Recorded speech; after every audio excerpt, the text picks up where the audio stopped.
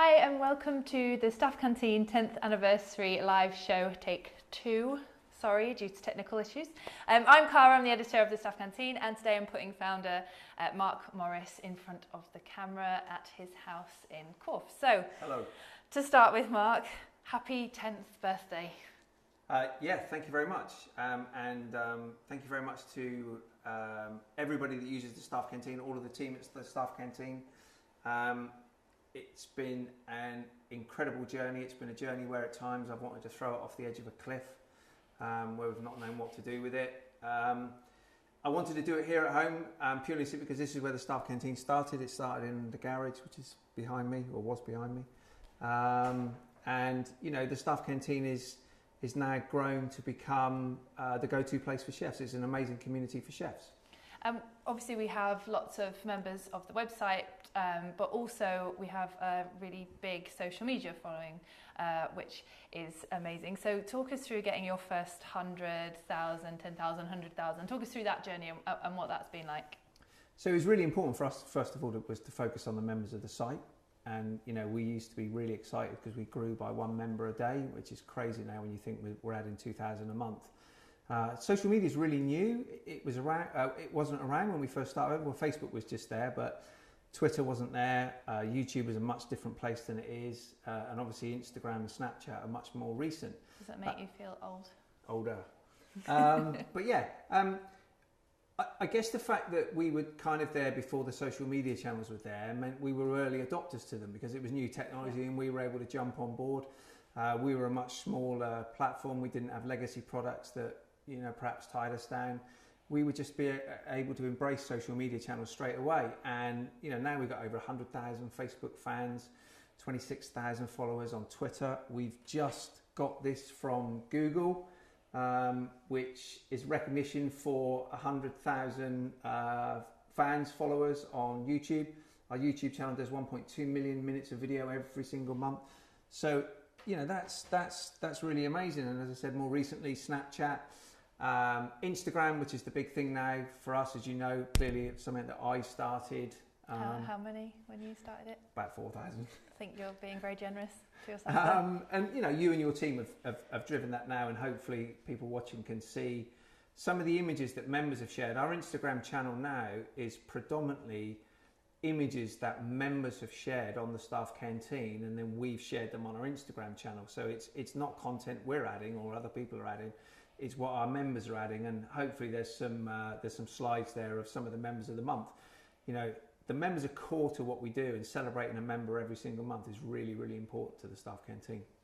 So you, and I know you're very keen to stress that it's not just you, but the team have been very, very busy over the past decade. So we're going to play a short video now of some of the best bits of the Staff Canteen. Great.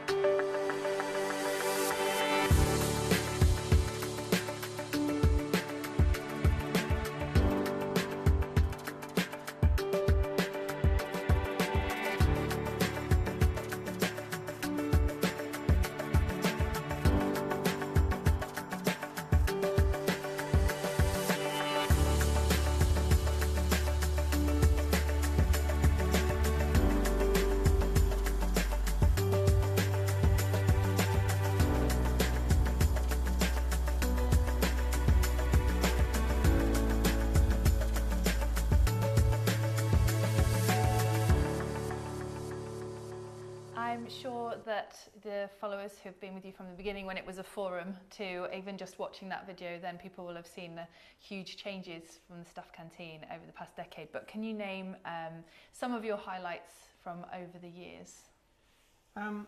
There's been loads. It's been amazing the amount of chefs that you know people have wanted to feature on the Staff Canteen. Fingers crossed, as you know, we're going to see, or we're going to film Gordon Ramsay hopefully early next month with Matt Abe. 20 years of restaurant Gordon Ramsay, which is an amazing achievement in itself. You know, we've just been to Switzerland. You filmed Alan Ducasse. I mean, you know, Alan Ducasse is like Brad and Angelina of the chef world. You know, that it doesn't come much bigger than that. And you know, we're invited to go and film him.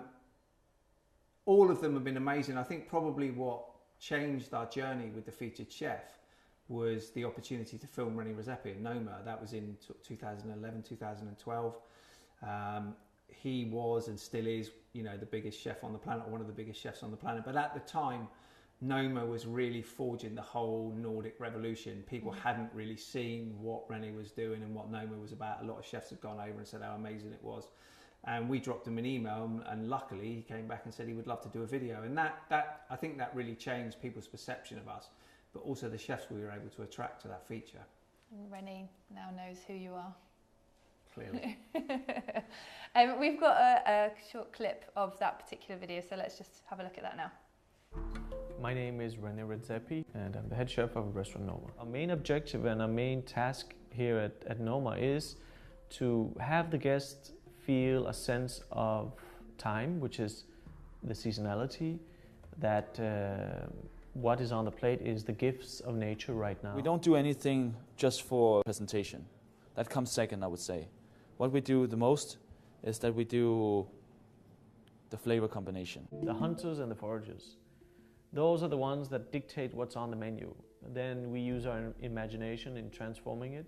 But they are the ones telling us what's there, and that's how our inspiration starts. That was one of your earliest videos that you did, but another feature that you did from very early on was the 10 questions that chefs want to know.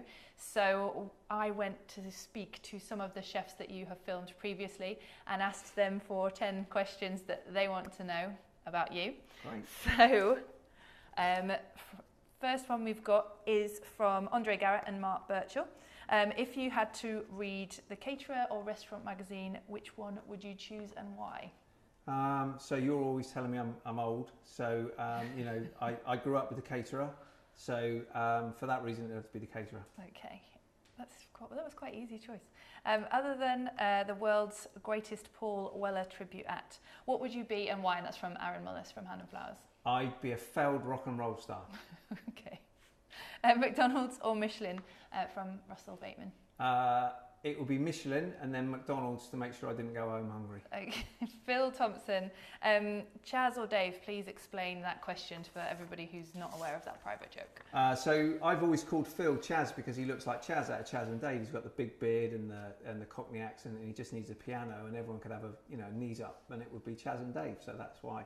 So Chaz. Chaz, okay. You can answer this one how you like. Yep. But Mark Poynton wants to know Tom Sellers or Claude Bossy. So yeah, we filmed both Tom and Claude, and I haven't eaten Tom's food other than filming him, and I've been fortunate enough to eat with Claude, and hopefully we're going to go to Bibendum, shortly. So on food, it will be Claude. About mud wrestling. Have you seen the size of Claude's hands? Who was the most high-profile chef that you failed to get for 10 questions? Or if there isn't one, who would you have liked to have done before you ended that series? I don't think we failed to get anyone. I think most people agreed to do it. And without sounding arrogant, we had more people asking us if they could do it than we had the time to do or the opportunities to get in there to do them. I would have just loved to have got Raymond Blanc. I think he would have been brilliant at the 10 questions, absolutely brilliant. I think it would have been a long video, but he would have been amazing. So that would have been the one I would have loved to have done as Raymond Blanc. Do you have to bring it back? Yeah, we do. We do need to bring it back. Yeah. A serious question now. Yeah. What is your favourite shampoo and why? From Matt Gillen. Whatever's in the shower. No thought process there No. at all. Okay.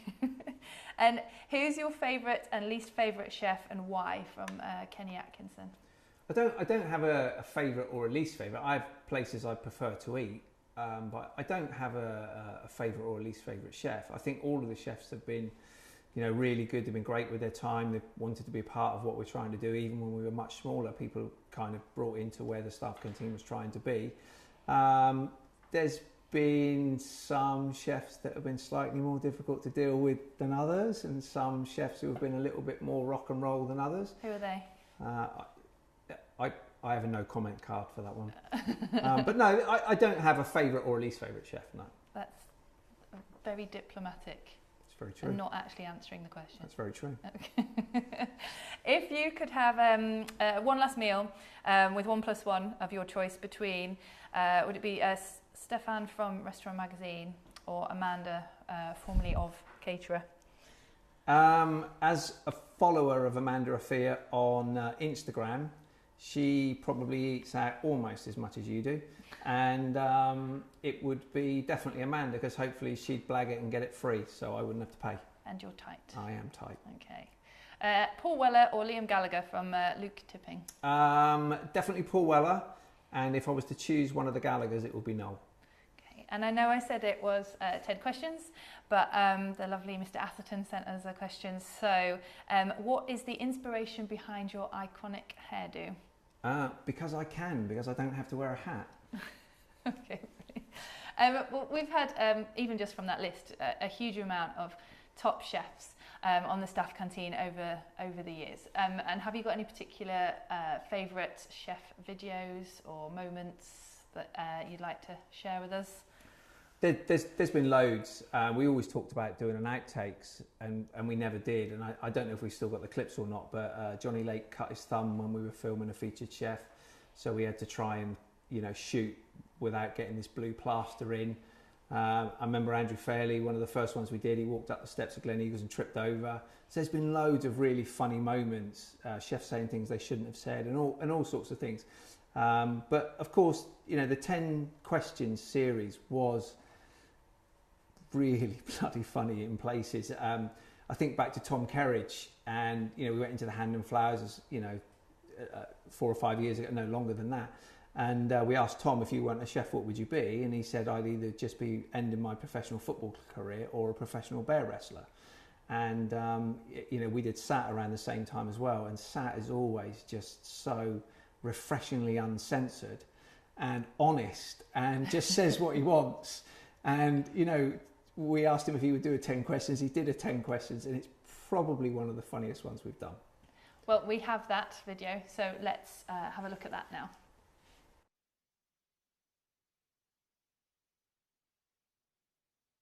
Sat Baines, live on the Staff Canteen. Please do not swear. Morning. Get fucked. The 10 questions that every chef wants to know. Blondes or brunettes? Blondes. Lager or bitter? Guinness. Coffee or tea? Coffee. Marco or Gordon? Marco. The biggest cowboy trick you've ever seen, or even better, you'll admit to? Shit, I don't know that one. The one I've heard. Yeah, go on then, that's okay. One of my old chef mates, when he was younger, they had one pan, yeah, and one fryer for a restaurant. So everything was either deep fried and finished off in this frying pan, i.e. trout meuniere was deep fried and then finished in this frying pan. Yeah, I think you've just started a whole new cuisine there, Sat. Yeah. So one fryer, one pan. How many cups? It's like 2 cooks, 1 girl, isn't it? Yeah, absolutely. Or two blondes, 1 cook. Okay, the worst injury, cut or scar you've had or you've seen? I took the end of my finger off when I was a younger chef with the heel of a knife chopping through lamb. Ow. And I didn't notice it. Apparently I went white. I was like Michael Jackson. In the late 2000s. They'll get a statue of you outside Fulham if you're lucky. Burger King or McDonald's? McDonald's. And the last CD you brought or downloaded, or DVD, was Black Eyed Peas. Fantastic. And last but by no means least, if you weren't a chef, you would be a serial killer. Sat, you're a star. Thank you.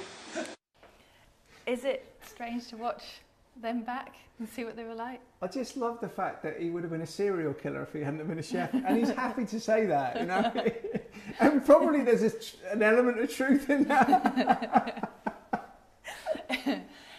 From those videos, in more kind of recent years, you started to do live shows, events such as Great Hospitality Show, Hotel Olympia. Talk us through why you wanted to do those particular shows, why you wanted to put the Staff Canteen on that platform. I think that digitally the Staff Canteen grew, its social reach grew, the video reach grew, but I think it's really, really important as a business, as a platform, to have a personal side. And I think we wanted, as the Staff Canteen, to show who we are, who the team is, you guys, the sales guys, Jen, your team, so that people met them, but also so that people could meet the chefs. We had some amazing chefs, and we still have some amazing chefs that use the site. And I think giving those the opportunity to perform on a stage in front of a live audience, you know, a live chef stage is not something new. It's not something we invented. It's been done before. I think what we did was we just looked at it and said, okay, how can we make it better? We'll live stream it. You know, that reached over 80,000 people at the last Hotel Olympia. So that's a huge audience that didn't come to the show.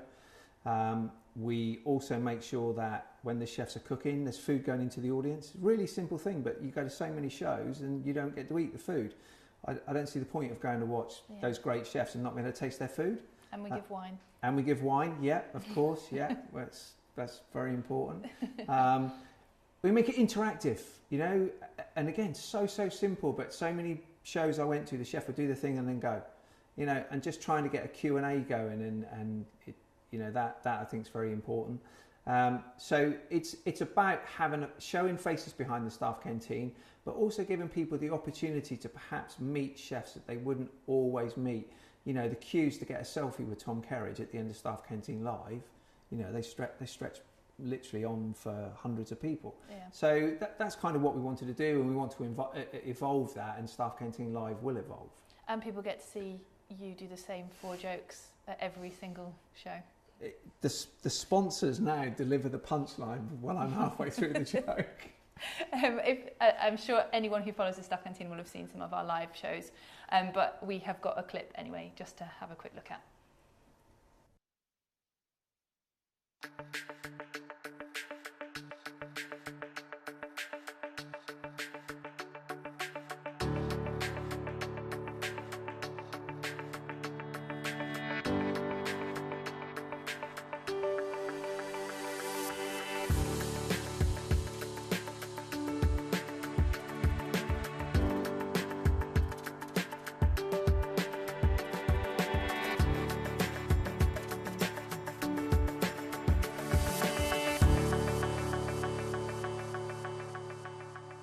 Looking at the quality of those videos, you can see that you've come a long way since you used to go in with your handheld camcorder, and I joke, or I don't know if I'm joking, put the tapes in. And now they were digital. And now we're doing live streams with a full production team. So what's next for the Staff Canteen? Where can we go from here? And what do you see the future for the Staff Canteen as well? I have no idea. I have to ask Dan. No.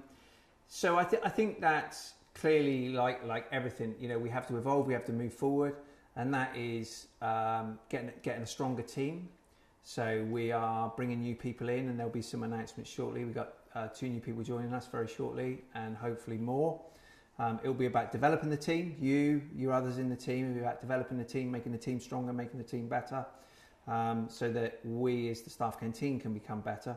I think the heartbeat of what we do, and we have to remain true to it, is that we are a website for chefs. We have to stay a website for chefs. In the 10 years that we've been doing the Staff Canteen, others have tried to do what we do, and you know, they haven't succeeded. And I think that's testament to what we do, and I think that means that we have the nucleus of what we do is correct. But you know, the technology has to get better, the website has to be better, the app has to be better, it needs to be quicker, faster, people need to be able to find content more. Staff Canteen Live needs to develop into perhaps a different format. So I think it's about evolving what we do, developing what we do, making what we do better without necessarily adding lots of different things and trying to find lots of different products. 100%, we couldn't do this without the members and the amazing chefs that contribute to our shows. And at our last live show, we did force several chefs to say happy birthday to us. So we're just going to have a quick look at some of those birthday messages now.